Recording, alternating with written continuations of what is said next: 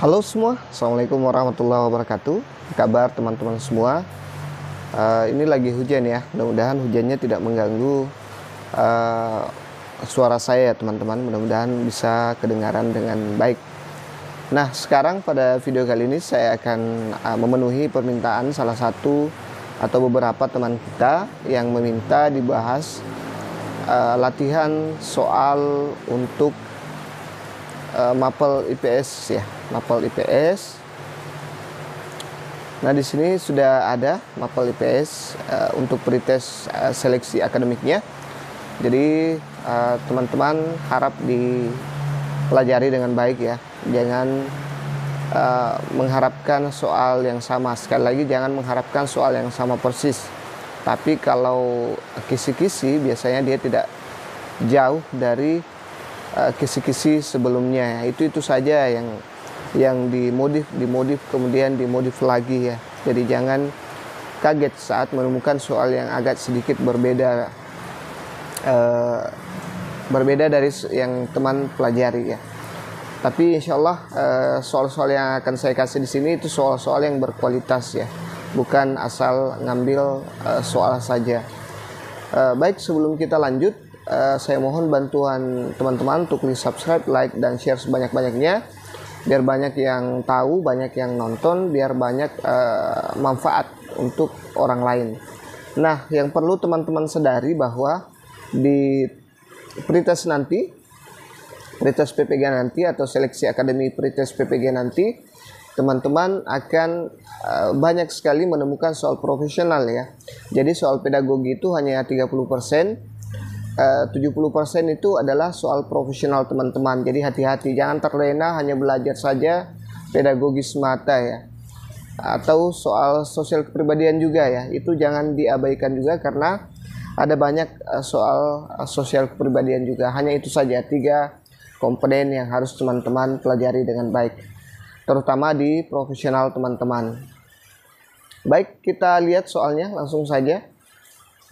Nanti kalau banyak yang komen atau banyak yang nonton, insya Allah saya akan buat part 2-nya ya. Tapi kalau biasa-biasa saja, saya akan lanjut ke bahasa Indonesia ataupun IPA terpadu, karena mereka juga menunggu, atau malah ekonomi dan sejarah juga menunggu ya teman-teman.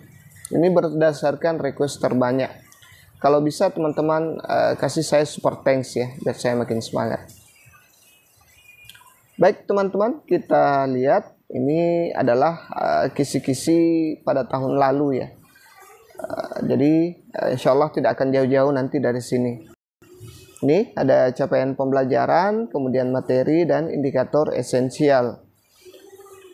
Kita lihat capaian pembelajarannya, mampu melaksanakan pembelajaran yang mendidik dengan suasana dan proses pembelajaran yang sesuai dengan kaidah pedagogi untuk memfasilitasi pengembangan karakter dan potensi diri siswa sebagai pembelajar mandiri atau self-regulated learner pada mata pelajaran IPS.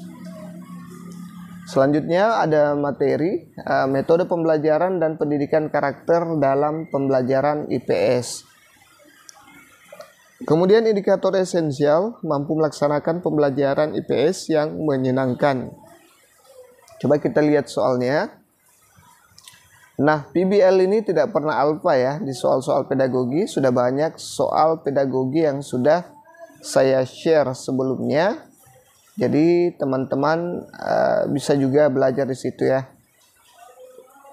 Jadi PBL ini adalah soal yang tidak pernah alfa di pretest PPG maupun di soal UP nanti, insya Allah. Kita lihat.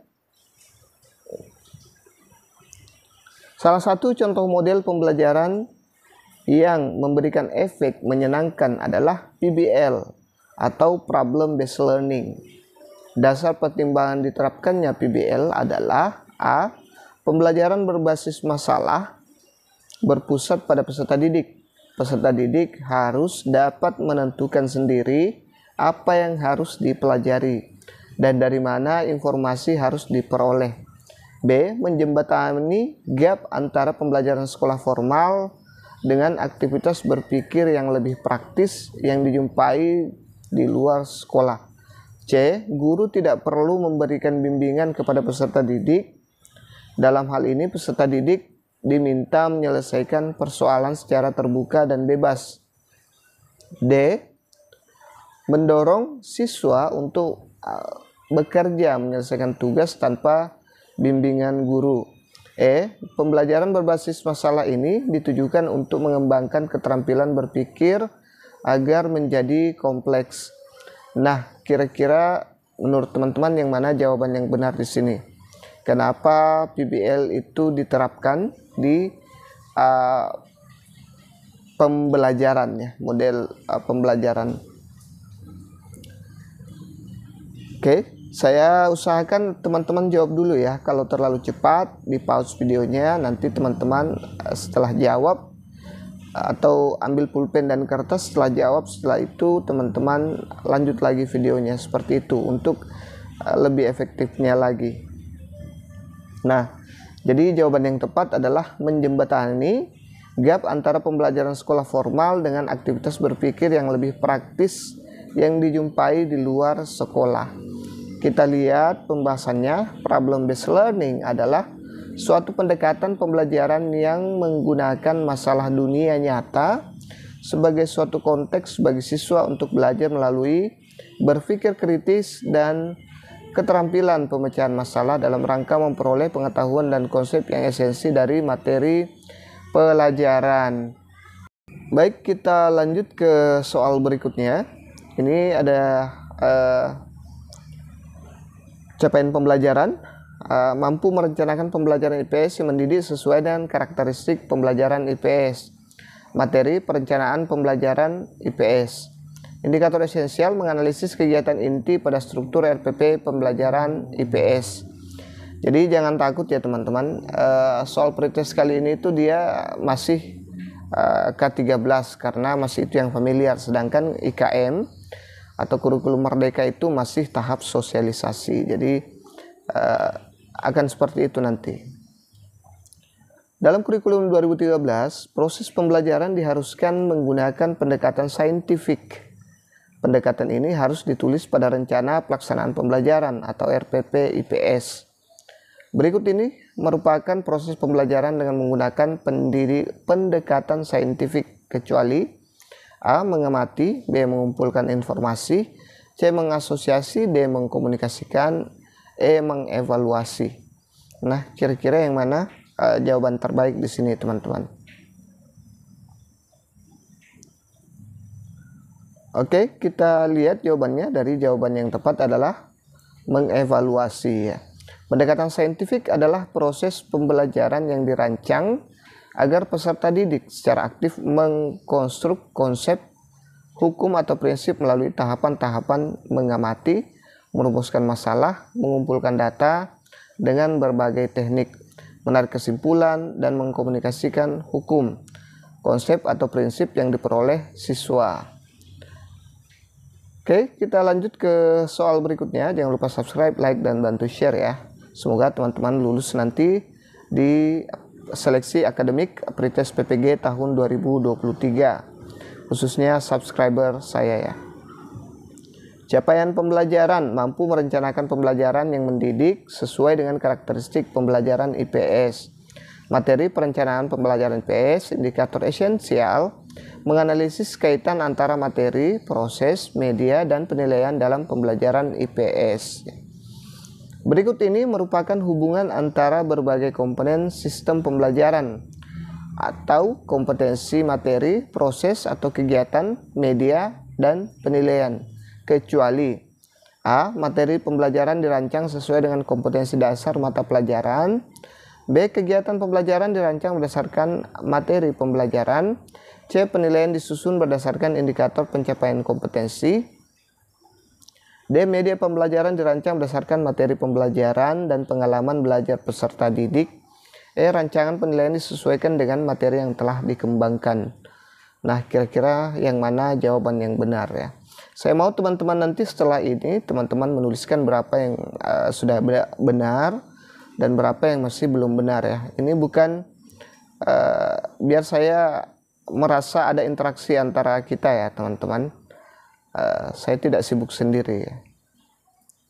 Jadi jangan sungkan kalau masih banyak yang salah. Itu artinya teman-teman tetap belajar ya, meskipun kemampuannya belum cukup bagus. Meskipun begitu juga sebaliknya, kalau sudah bagus tetap ditulis juga. Jadi jawaban yang tepat adalah opsi E.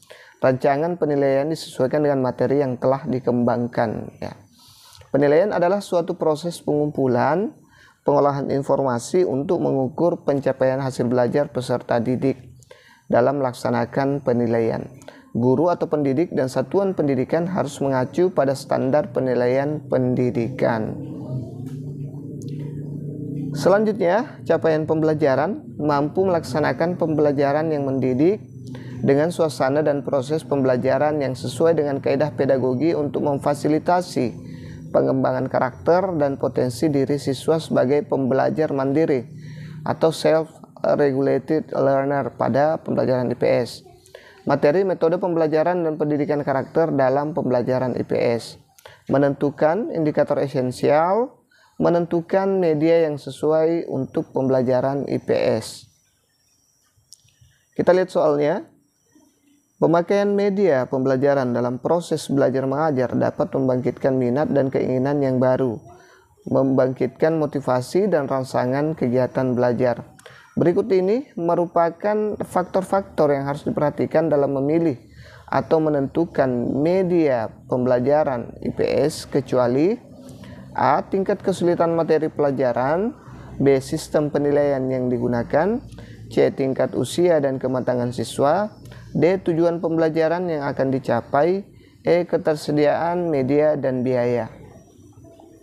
Nah, ingat ya, ada kata kecuali teman-teman. Jadi hati-hati, kadang kalau kita lagi buru-buru menjawab soal, kita sering terkecoh dengan kata kecuali ini.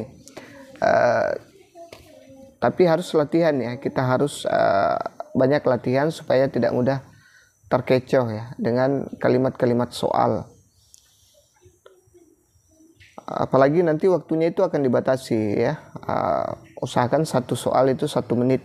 Kalau kita bisa jawab dengan cepat, kurang dari 1 menit, berarti kita bisa menabung menabung waktu ya untuk soal-soal yang mungkin lebih sulit nanti.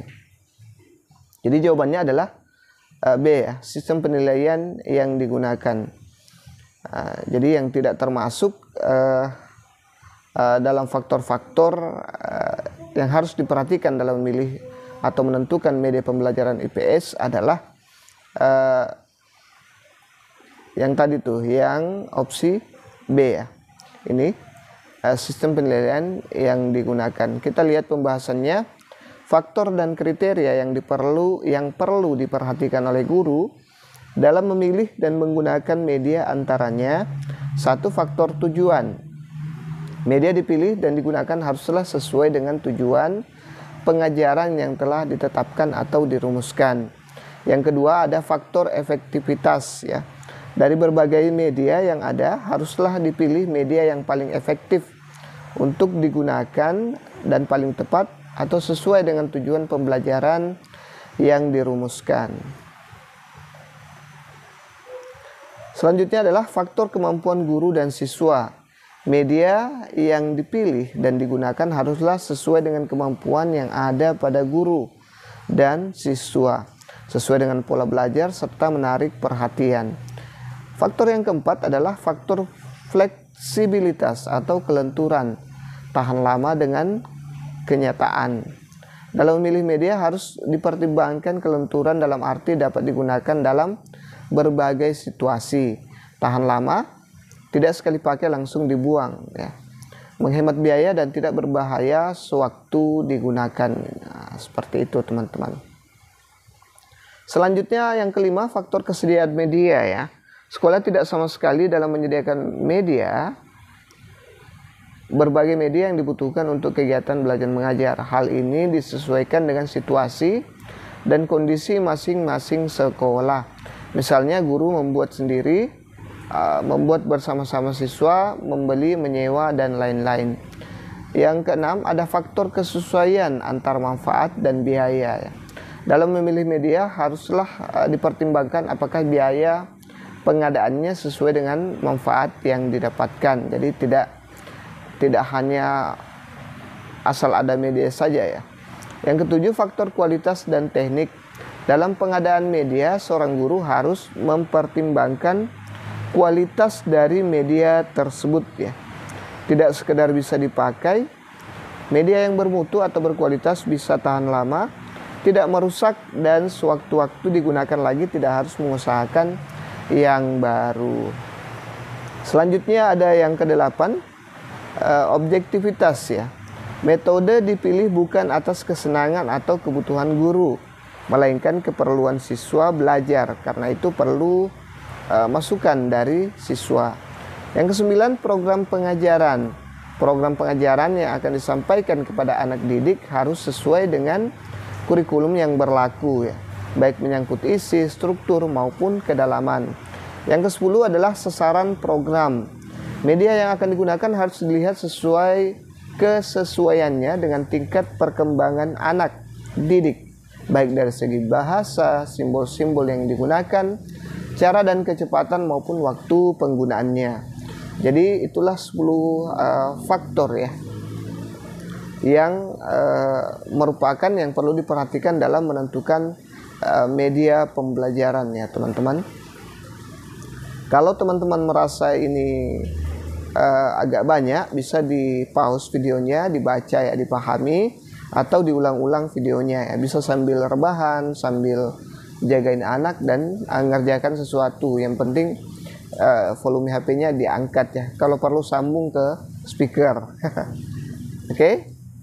Kita lanjut, jangan lupa subscribe, like, dan bantu share. Saya doakan lulus pretest PPG tahun 2023. Capaian pembelajaran, mampu melaksanakan pembelajaran yang mendidik dengan suasana dan proses pembelajaran yang sesuai dengan kaidah pedagogik untuk memfasilitasi pengembangan karakter dan potensi diri siswa sebagai pembelajaran mandiri atau self-regulated learner pada mata pelajaran IPS. Materi, metode pembelajaran, dan pendidikan karakter dalam pembelajaran IPS. Indikator esensialnya adalah mampu mengembangkan materi belajar IPS dengan pengembangan karakter. Kita lihat soalnya. Melalui pembelajaran ilmu pengetahuan sosial dapat dimasukkan nilai-nilai pendidikan karakter dengan mengintegrasikan materi dalam pembelajaran ilmu pengetahuan sosial tersebut. Salah satu upaya untuk menghubungkan materi pembelajaran IPS dengan pengembangan karakter adalah A. Menggunakan metode pembelajaran yang sesuai dengan situasi. B. Guru harus banyak bercerita tentang materi pembelajaran. C. Cantumkan aspek karakter dalam kompetensi dasar. D. Kembangkan materi pembelajaran dengan memuat aspek nilai. E. Kembangkan sistem penilaian untuk memantau karakter ya.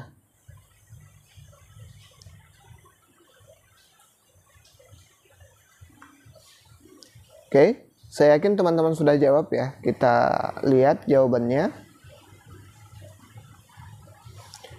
Jadi jawabannya adalah kembangkan materi pembelajaran dengan memuat aspek nilai ya. Yang ini ya. Ini adalah salah satu upaya untuk menghubungkan materi pembelajaran IPS dengan pengembangan karakter ya. Kita lihat pembahasannya, IPS sebagai program pendidikan dan bidang pengetahuan. Tidak hanya menyajikan pengetahuan sosial semata-mata, melainkan harus pula membina peserta didik menjadi warga masyarakat, bangsa dan negara yang memiliki tanggung jawab. Dengan demikian, pokok bahasan yang disajikan tidak hanya terbatas pada materi bersifat pengetahuan, melainkan juga meliputi nilai-nilai yang wajib melekat pada peserta didik. Melalui pendidikan karakter dalam pembelajaran IPS diharapkan mampu membentuk pribadi anak supaya menjadi manusia yang baik, sesuai sehingga mampu mengantisipasi gejala krisis moral dalam berperan dalam rangka pembinaan generasi muda. Oke, saya agak buru-buru membaca ya teman-teman, karena ada banyak soal yang akan saya kasih, dan kalau saya agak sedikit lambat maka akan banyak sekali memakan waktu ya. Baik, kita lanjut ke soal berikutnya. Ini ada capaian pembelajaran, mampu menilai dan mengevaluasi pembelajaran IPS. Materi penilaian pembelajaran IPS, indikator esensial, mampu menilai pembelajaran IPS ya. Jadi masih terkait dengan penilaian. Ada banyak soal pedagogi penilaian yang sudah saya buat teman-teman, silahkan dicek ya. Dalam kurikulum 2013, guru dituntut untuk melaksanakan penilaian autentik yang mencakup penilaian pengetahuan, sikap, dan keterampilan. Dalam pembelajaran IPS, penilaian keterampilan peserta didik dapat dilakukan melalui kegiatan berikut, kecuali, hati-hati ya. A. Simulasi atau demonstrasi. B. Persentase atau tugas, persentase tugas. C. Membuat portofolio tugas. D. Mengerjakan soal di depan kelas. E. Merangkum materi pembelajaran atau pelajaran ya. Kira-kira yang mana yang termasuk penilaian keterampilan teman-teman?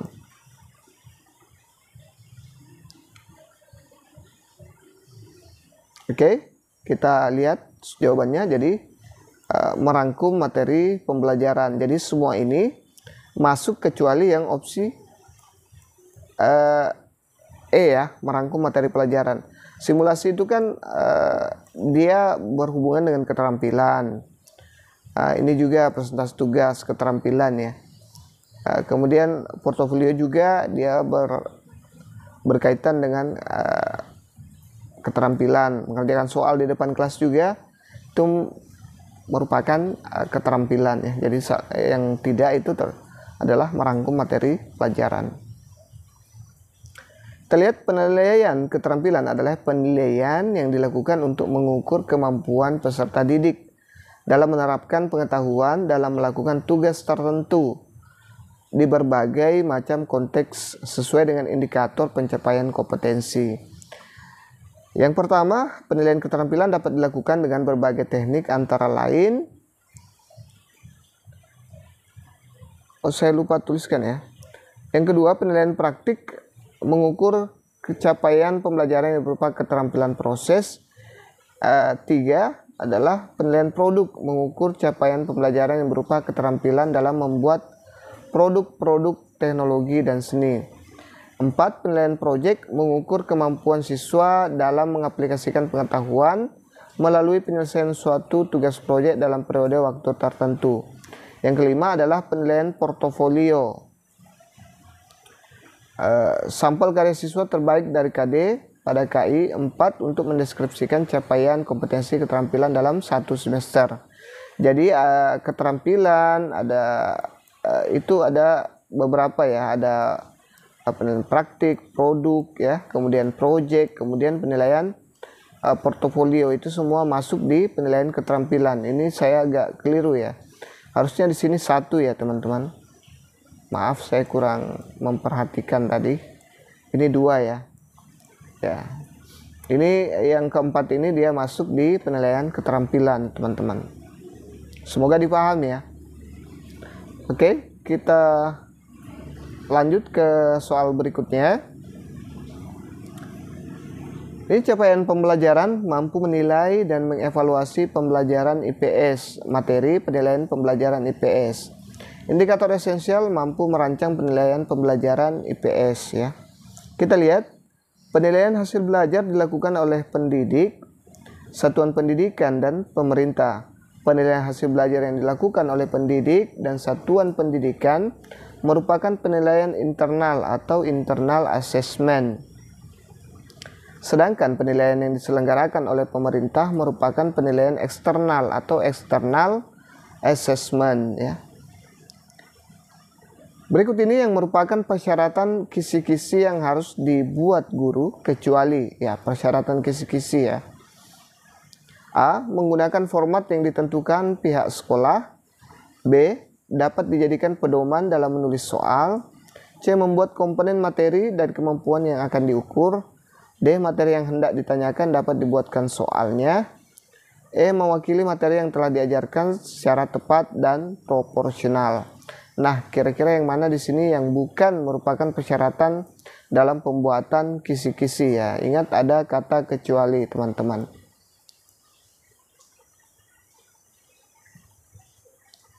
Baik, kita lihat jawabannya. Kalau dirasa terlalu cepat, di pause dulu ya, baru dilanjutkan videonya. Jadi jawaban yang tepat adalah A ya, menggunakan format yang ditentukan pihak sekolah. Nih kita lihat kisi-kisi adalah suatu format berupa matriks yang memuat pedoman untuk menulis soal menjadi suatu tes ya.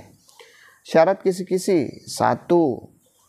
Mewakili isi kurikulum atau kemampuan yang akan diujikan. 2. Komponen-komponen rinci, jelas dan mudah dipahami. 3. Soal-soalnya dapat dibuat sesuai dengan indikator dan bentuk soal yang ditetapkan. Selanjutnya ada komponen kisi-kisi terdiri atas ya, 1. Komponen identitas, ada jenis institusi, program studi, bidang studi, tahun pelajaran, kemudian kurikulum yang digunakan, dan jumlah soal serta bentuk soal itu sendiri. Yang kedua adalah kelompok matriks. Jadi ada kelompok identitas dan ada kelompok matriks, yaitu kompetensi dasarnya apa, kemudian materinya apa, indikator soalnya apa, nomor urut soalnya berapa, atau ya seperti itu ya teman-teman. Jadi ini bisa dipahami betul-betul ya, dipahami baik-baik. Bisa di pause videonya, dibaca, dan bisa diulang-ulang ya kalau perlu. Baik, kita lanjut ke soal berikutnya. Jangan lupa subscribe, like, dan bantu share. Saya doakan teman-teman lulus pre-tes PPG tahun ini. Amin. Pokoknya subscriber saya harus lulus ya. Capaian pembelajaran: mampu menilai dan mengevaluasi pembelajaran IPS. Materi penilaian pembelajaran IPS. Masih terkait dengan penilaiannya. Indikator esensial: mampu menggunakan hasil penilaian pembelajaran IPS. Kita lihat soalnya. Berikut ini merupakan manfaat hasil penilaian formatif dalam pembelajaran IPS kecuali. Ada lagi kata kecuali. A. Merancang program remedial. B. Merancang program pengayaan. C. Perbaikan proses pembelajaran. D. Mengisi nilai dalam raport. E. Merancang perbaikan pembelajaran. Nah, kira-kira yang mana di sini teman-teman? Jawaban yang tepat kira-kira. Teman-teman bisa jawab ya. Baik, kita lihat jawabannya. Jadi jawaban yang tepat, yang kecuali ya, adalah mengisi nilai dalam raport. Nah ini yang bukan merupakan manfaat hasil penilaian formatif ya dalam pembelajaran IPS. Kalau remedial dia masuk, pengayaan masuk, perbaikan proses masuk, kemudian merancang perbaikan pembelajaran juga masuk, kecuali mengisi nilai rapor, karena mengisi nilai rapor itu adalah gabungan dari nilai formatif dan sumatif. Penilaian formatif adalah aktivitas guru dan siswa yang dimaksudkan untuk memantau kemajuan belajar siswa selama proses belajar berlangsung. Penilaian ini akan memberikan umpan balik bagi penyempurnaan program pembelajaran. Tujuan penilaian formatif adalah untuk memperbaiki proses pembelajaran, bukan hanya untuk menentukan tingkat kemampuan siswa itu sendiri. Selain itu, penilaian formatif bertujuan untuk memperoleh informasi mengenai kekuatan dan kelemahan pembelajaran yang telah dilakukan dan menggunakan informasi tersebut untuk memperbaiki, mengubah atau memodifikasi pembelajaran agar lebih efektif dan dapat meningkatkan kompetensi siswa. Hasil penilaian formatif ini bermanfaat bagi guru dan siswa. Manfaat bagi guru yaitu guru akan mengetahui sejauh mana bahan pelajaran dikuasai dan dapat diperkirakan hasil penilaian sumatif. Jika guru mengetahui tingkat keberhasilan siswa dalam menguasai materi pelajaran, maka guru dapat membuat keputusan apakah suatu materi pembelajaran perlu diulang atau tidak. Jika harus diulang, guru juga harus memikirkan strategi pembelajaran yang akan tempuh. Seperti itu teman-teman. Jadi tes formatif itu adalah tes yang dilaksanakan pada proses pembelajaran maupun setelah pembelajaran itu sendiri ya. Baik, kita lanjut ke soal berikutnya. Kalau teman-teman punya kopi boleh ngopi dulu ya. Saya ngopi dulu, agak serak suara saya teman-teman. Alhamdulillah. Baik, kita lihat capaian pembelajaran mampu mengadaptasi dan menggunakan teknologi, informasi dan komunikasi dalam melaksanakan tugas profesionalnya. Materi peranan teknologi informasi dalam pembelajaran IPS. Jadi nanti insya Allah akan ada lagi soal yang terkait dengan teknologi ya. Bisa kembali ke channel saya kalau tidak ada yang terkait dengan penilaian, terkait dengan model pembelajaran, terkait dengan teknologi, bisa kembali caci maki saya ya teman-teman. Kalau memang soal seperti ini itu tidak masuk nanti. Indikator esensial mampu memadukan teknologi informasi dengan pembelajaran IPS. Nah, memadukan teknologi dengan informasi, mapel apapun itu nanti akan ada indikator esensial seperti ini ya. Karena kita tidak bisa lepas dari teknologi itu sendiri. Kalau berhasil kembali juga lah, minimal kasih super thanks ya teman-teman. Baik, berikut ini merupakan peranan teknologi informasi dalam pembelajaran IPS, kecuali A. Alat produksi dan penyaji materi pembelajaran, B. Pendistribusi materi pembelajaran, C. Penilai pembelajaran, D. Media kolaborasi pembelajaran, E. Pelaksanaan pembelajaran. Oke, kita lihat jawabannya. Jadi ada kata kecuali lagi ya. Yang bukan merupakan peranan teknologi. Jadi opsi E ya, pelaksanaan pembelajaran. Ini katanya yang di sini yang tidak termasuk atau bukan peranan teknologi informasi dalam pembelajaran itu adalah dalam pelaksanaan pembelajaran. Kalau penilaian pembelajaran iya, pendistribusi materi iya, kemudian alat produksi dan penyaji materi iya, media kolaborasi pembelajaran iya juga ya. Jadi ini dia perantik dalam pembelajaran IPS. 1. Peran tambahan atau suplemen ya. Peran guru tentunya akan senantiasa mendorong, menggugah atau menganjurkan peserta didiknya untuk mengakses materi pembelajaran melalui TIK yang disediakan. Peserta didik pun akan memiliki tambahan pengetahuan dan wawasan lebih bila menggunakan TIK tersebut. Yang kedua, peran lengkap atau komplement ya. Tadi dia suplemen ya, teman-teman. Peran tambahan. Nah, kalau peran lengkap dia komplement, pelengkap ya kalau dalam bahasa Inggris. Materi pembelajaran melalui TIK diprogramkan untuk menjadi materi pengayaan yang bersifat remedial bagi peserta didik dalam mengikuti kegiatan pembelajaran konvensional. Yang ketiga ada peran pengganti atau substitusi ya. Ada suplemen, komplement, dan substitusi. Tujuannya adalah untuk membantu mempermudah para siswa mengelola kegiatan pembelajaran sehingga para siswa dapat menyesuaikan waktu dan aktivitas lainnya dengan kegiatan pembelajaran. Jadi ingat-ingat ini ya. Ada suplemen, komplement, dan substitusi. Itu adalah peranan teknologi dalam proses pembelajaran.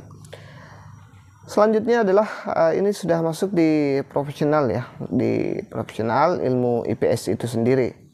Capaian pembelajaran memahami cita-cita, nilai konsep, dan prinsip-prinsip pokok ilmu-ilmu sosial dalam konteks kebinekaan masyarakat Indonesia dan dinamika kehidupan global.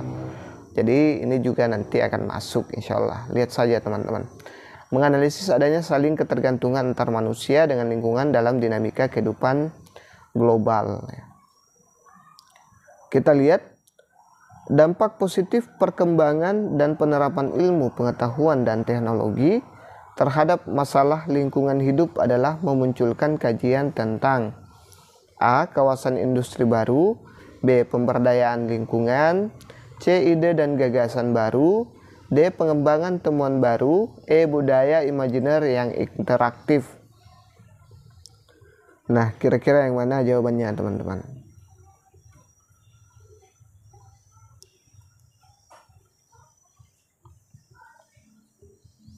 Oke, jadi jawabannya adalah opsi A ya. Ya, kawasan industri baru ya. Kita lihat pembahasannya.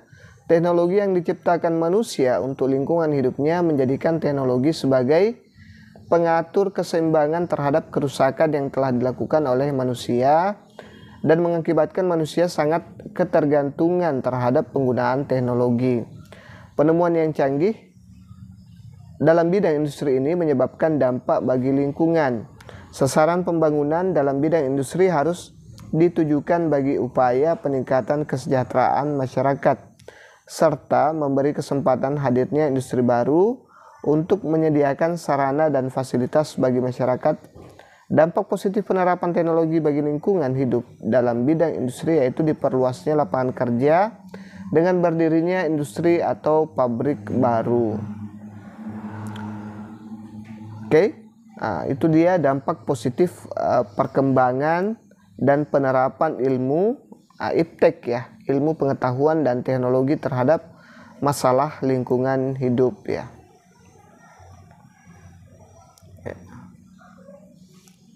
Baik, kita lihat ini masih ada penjelasan lanjutannya ya. Perkembangan industri bertambah baik misalnya dengan penelitian pengembangan di bidang industri transportasi, elektronika, dan industri rekayasa. Berkembangnya tanaman sebagai bahan baku industri atau kapas untuk industri tekstil, kayu sengon, dan pinus untuk industri kertas. Bidang pertanian bertambahnya varietas baru dan unggul ya. Peningkatan hasil produksi pertanian. Dikenal dan dipakainya alat-alat pertanian modern dan dikenalnya sistem pemupukan dan obat-obat hama, pemberantasan hama dengan pesawat terbang di perkebunan. Nah, itulah dampak positif dari perkembangan iptek ya dalam lingkungan sekitar. Selanjutnya, kompetensi profesional. Capaian pembelajaran memahami cita-cita, nilai, konsep yang masih sama dengan tadi ya. Dalam konteks kebinekaan masyarakat Indonesia dan dinamika kehidupan global. Indikator esensial menganalisis permasalahan kebinekaan masyarakat secara kritis kreatif melalui berbagai kegiatan sosial. Coba kita lihat soalnya. Bangsa Indonesia merupakan bangsa yang majemuk dengan berbagai suku bangsa, bahasa, tradisi, dan budayanya. Kemajemukan suku bangsa Indonesia dipengaruhi oleh faktor-faktor berikut. A. Persatuan, kondisi geografis, letak kepulauan. B. Solidaritas, letak kepulauan iklim. Kemudian C. Interaksi, integrasi, keadaan geografis. D. Integrasi, solidaritas, kondisi geografis. E. Geografis, kultur setempat, adat istiadat. Nah, kira-kira yang mana jawaban yang benar nih teman-teman? Kemajemukan suku bangsa Indonesia dipengaruhi oleh faktor yang mana nih? Apakah A, B, C, atau D, E? Oke, kita lihat jawabannya. Jadi jawabannya adalah opsi E ya. Ini dia. Geografis, kultur setempat, dan adat istiadatnya. Itulah faktor-faktor yang mempengaruhi kemajemukan suku bangsa di Indonesia. Kita lihat pembahasannya. Kondisi geografis Indonesia yang berupa kepulauan yang dipisahkan oleh laut dan selat memungkinkan penduduk yang menempati pulau itu tumbuh menjadi kesatuan suku bangsa yang terisolasi dengan yang lain. Setiap suku bangsa mengembangkan pola perilaku, bahasa, dan ikatan kebudayaan lainnya yang berbeda dengan suku bangsa yang lain. Hal ini merupakan adaptasi manusia dalam rangka menyesuaikan diri dengan alam serta selaras dengan kehidupan alam di mana mereka tinggal. Bentuk wilayah kepulauan memberikan dampak terjadinya perbedaan pada bahasa, pola pikir, kebiasaan, dan perilaku, serta adat istiadat di antara suku bangsa Indonesia. Oke, kita lanjut ke soal berikutnya. Jangan lupa subscribe, like, dan bantu share ya. Kalau teman-teman punya kopi boleh minum dulu ya. Tidak apa-apa, kita santai saja, jangan terlalu tegang belajarnya. Saya juga agak ngantuk ya kalau terlalu lama lihat laptop tanpa nyeruput kopi.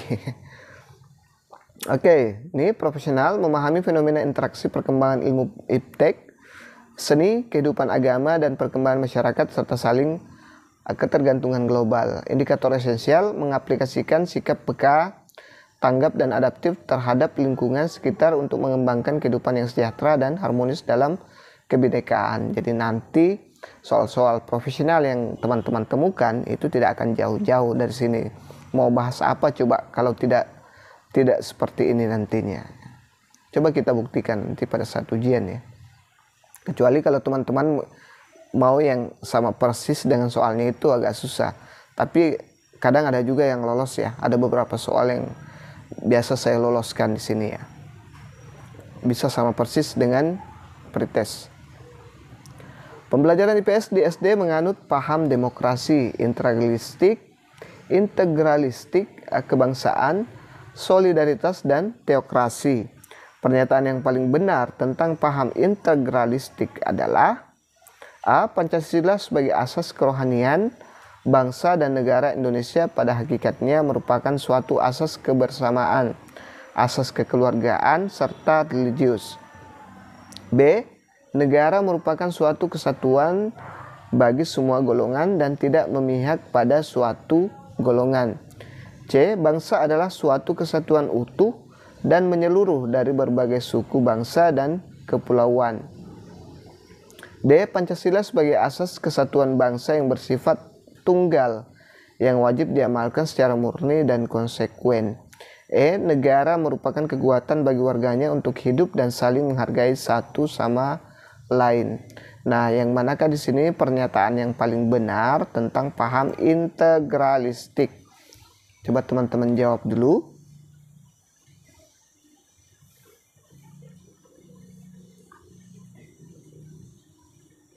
Oke, jadi jawaban yang tepat adalah opsi E ya.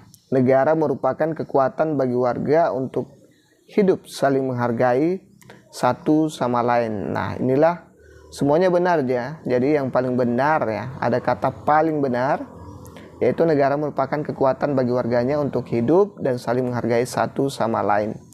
Paham integralistik yang terkandung dalam Pancasila meletakkan asas kebersamaan hidup, mendambakan keselarasan dalam hubungan antar individu maupun masyarakat. Dalam pengertian ini, paham negara integralistik tidak memihak kepada yang kuat, tidak mengenal dominasi mayoritas, dan juga tidak mengenal tirani minoritas ya. Maka di dalamnya terkandung nilai kebersamaan, kekeluargaan, kebinekaan tunggal ikaan, nilai religiutas, serta selaras. Paham integralistik merupakan aliran pemikiran yang sesuai dengan watak bangsa Indonesia yang bersifat kekeluargaan dan tolong-menolong. Ya, integral ya, dari kata integral. Sudah berapa yang benar teman-teman sampai sekarang? Mudah-mudahan benar semua ya. Insyaallah lulus nanti. Oke, kita lihat pembahasan lanjutannya tentang integralistik itu sendiri. Dalam sidang BPUPKI tanggal 31 Mei 1945, Supomo mengusulkan paham integralistik yang menurut paham ini berakar pada keanekaragaman budaya bangsa, namun hal itu justru mempersatukan dalam suatu kesatuan integral yang disebut negara Indonesia. Paham integralistik, saya selalu susah nyebutnya. Paham integralistik yang terkandung dalam Pancasila meletakkan asas kebersamaan hidup, mendambakan keselarasan dalam hubungan antar individu maupun masyarakat. Dalam pengertian ini, paham negara integralistik tidak memihak kepada yang kuat, tidak mengenal dominasi mayoritas, dan juga tidak mengenal tirani minoritas. maka di dalamnya terkandung nilai kebersamaan, kekeluargaan, kebineka tunggal ikaan, serta nilai religiusitas ya teman-teman. Oke, kita lanjut ke soal berikutnya. Kompetensi profesional, capaian pembelajaran, memahami fenomena interaksi perkembangan iptek, seni, kehidupan agama, dan perkembangan masyarakat, serta saling ketergantungan global. Indikator esensial, mengaplikasikan sikap peka, tanggap, dan adaptif terhadap lingkungan sekitar untuk mengembangkan kehidupan yang sejahtera dan harmonis dalam kebinekaan.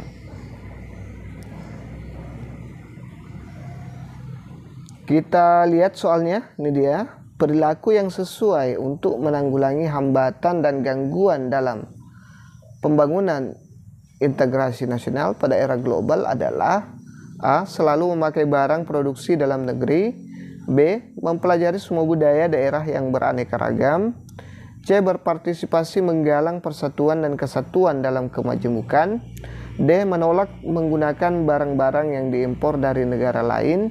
E. Selalu menggunakan bahasa Indonesia dalam setiap pergaulan dengan orang lain.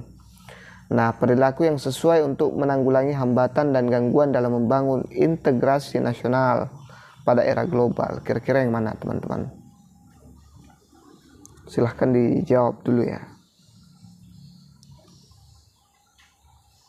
Oke, kita lihat jawabannya. Jadi jawabannya ada di opsi C ya, yaitu berpartisipasi menggalang persatuan dan kesatuan dan kemajemukan ya. Pilihan sikap selalu memakai barang produksi dalam negeri dan menolak menggunakan barang-barang yang diimpor dari negara lain merupakan bagian dari sikap menghargai karya anak bangsa. Ya, itu ya. Sedangkan sikap selalu menggunakan bahasa Indonesia dalam pergaulan dengan orang lain serta mempelajari semua budaya daerah yang beraneka ragam dimaksud dimensi masyarakat multibudaya yang menjadi karakter bangsa Indonesia. Tapi belum ada pemaknaan pentingnya mempromosikan sikap memperkuat kesatuan dan persatuan bangsa. Dan dengan demikian C adalah opsi yang paling tepat ya teman-teman. Jangan sampai nanti soalnya agak dimodif sedikit teman-teman jadi bingung. Jadi harap ini diperhatikan baik-baik ya. Kita lanjut ke soal berikutnya, masih kompetensi profesional ya. Memahami fenomena interaksi perkembangan ilmu pengetahuan dan teknologi, seni, kehidupan agama, dan perkembangan masyarakat serta ketergantungan global. Indikator esensial, mengevaluasi dampak positif dan negatif perkembangan iptek terhadap kehidupan masyarakat. Kita lihat soalnya. Iptek pada hakikatnya merupakan produk budaya yang mengakibatkan terjadinya global village, yaitu menceritakan tentang A. Pengalaman sosial budaya dalam hubungan antar manusia. B. Penyebaran budaya secara masif dan kontekstual. C. Tertembusnya nilai budaya antar bangsa. D. Kedekatan jarak relatif antar ruang di permukaan bumi. E. Hilangnya batas-batas budaya antar negara. Nah, yang mana di sini jawabannya teman? Iptek hakikatnya merupakan produk budaya yang mengakibatkan terjadinya global village ya, global village.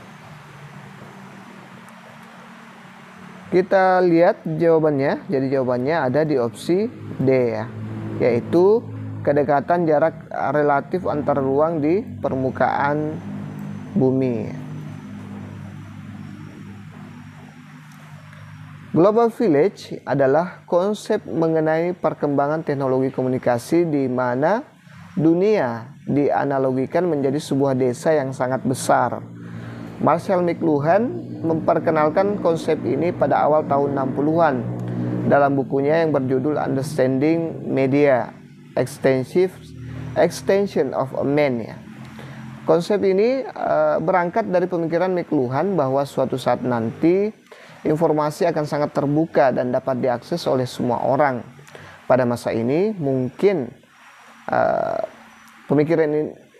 pemikiran ini tidak terlalu aneh atau luar biasa ya. Tapi pada tahun 60-an ketika saluran TV masih terbatas jangkauannya internet belum ada dan radio masih terbatas antar daerah, pemikiran McLuhan ini dianggap aneh dan radikal. Global Village menjelaskan bahwa tidak ada lagi batas dunia, batas waktu dan tempat yang jelas. Informasi dapat berpindah dari suatu tempat ke belahan dunia lain dalam waktu yang sangat singkat menggunakan teknologi internet ya. McLuhan meramalkan pada saatnya nanti manusia akan sangat tergantung pada teknologi, terutama teknologi komunikasi dan informasi. McLuhan memperkirakan apa yang kemudian terjadi pada masa sekarang di abad ke-20 seperti saat ini. McLuhan memperkirakan pada masa digital dan serba komputer tersebut, persepsi masyarakat akan mengarah kepada perubahan cara serta pola komunikasi. Bagaimana pada saat itu, masyarakat tidak ada yang menyadari bahwa mereka sedang mengalami sebuah revolusi komunikasi yang berefek pada komunikasi antar pribadi. Di atas level komunikasi interpersonal, yakni komunikasi antara 2-3 orang pada masa desa global, benar-benar terjadi tren komunikasi akan ke arah komunikasi massa, yakni bersifat massal dan luas, di mana pembicaraan akan suatu topik dapat menjadi konsumsi dan masukan bagi masyarakat luas, kecuali tentu saja hal-hal yang bersifat amat rahasia seperti rahasia perusahaan, rahasia negara, keamanan ketahanan. Semua orang berhak untuk ikut dalam pembicaraan umum dan juga berhak untuk mengkonsumsi tanpa terkecuali. Jadi McLuhan ini sejak dulu ya, dari dulu dia sudah memperkirakan bahwa nanti kedepannya dunia akan seperti ini. Tapi pada saat itu, pada zaman itu masih tahun 60-an, masih susah ya. TV aja masih susah, radio aja masih susah ya. Saya bahkan dapat di tahun 80-an itu TV aja masih susah di Indonesia. Mungkin kalau di Amerika dia termasuk masih susah pada saat itu, dan bisa saja di Indonesia masih mungkin masih Soekarno saja yang pakai TV dan menteri-menterinya ya.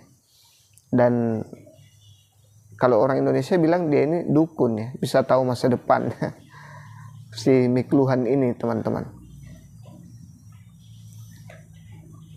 Nah, ini masih ada tambahannya. Desa global tumbuh sebagai akibat dari penyebaran informasi yang sangat cepat dan masif di masyarakat. Penyebaran yang cepat dan masif ini menggunakan teknologi informasi dan komunikasi atau media massa.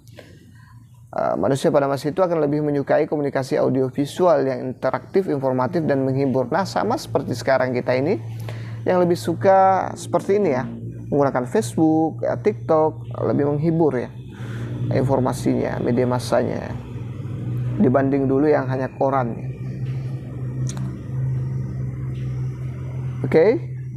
Manusia tidak akan mengagumi internet seperti pada awal kehadirannya di tengah masyarakat. Sekalipun internet dapat menghubungkan satu orang dengan orang lainnya dalam tempat yang berjauhan, menyampaikan banyak pesan ke tempat yang berlainan dalam satu waktu bersamaan. Perkembangan konsep desa global seiring berjalannya waktu, konsep ini terus berkembang. Konsep ini dianggap sesuai dengan keadaan masa kini, yakni teknologi komunikasi. Salah satunya adalah internet ya, terbukti dapat menyatukan dunia. Perkembangan teknologi yang seperti dinyatakan dalam desa global membawa dampak positif dan negatif. Dampak positifnya adalah orang-orang selalu bisa mengetahui kabar terbaru yang terjadi di tempat lain, dapat berkomunikasi dan terhubung walau dalam jarak ribuan kilometer, mencari dan bertukar informasi. Itu dia dampak positifnya. Sedangkan dampak negatifnya adalah, silakan teman-teman tulis di kolom komentar ya teman-teman. Oke, ini masih ada soal selanjutnya, tapi saya sudah agak capek ya teman-teman. Insya Allah kita akan lanjut nanti. Kalau banyak yang like, banyak yang bagikan video saya, penontonnya banyak, berarti banyak yang butuh. Kalau banyak yang butuh, insya Allah saya akan buat part 2-nya nanti. Oke, terima kasih banyak sudah menonton teman-teman. Saya doakan teman-teman yang subscribe, yang like, bantu share, khususnya subscriber saya semua lulus dalam ujian pretest nanti, pretest PPG nanti. Perbanyak belajar soal-soal profesional ya teman-teman. jangan keluar dari jalur, Oke, itu saja dulu. Semoga bermanfaat. Wassalamualaikum warahmatullahi wabarakatuh. Sampai ketemu di part 2 insyaallah.